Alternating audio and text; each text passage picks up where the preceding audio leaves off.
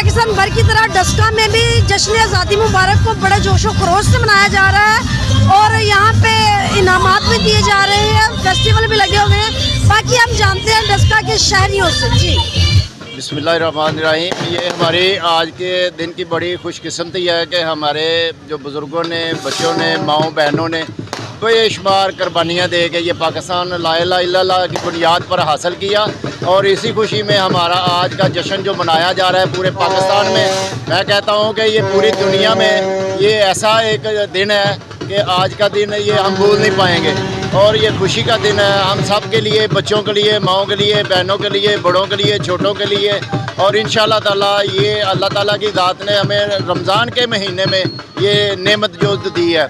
सबको मुबारक। माशाल्लाह 18 आ रही है।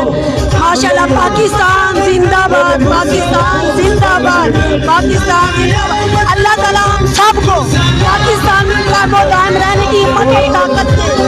हम पाकिस्तानी हैं, अल्हम्दुलिल्लाह मैं पाकिस्तानी हूं। पाकिस्तान जिंदाबाद। तो डस्का के शहरियों का आपने सुना।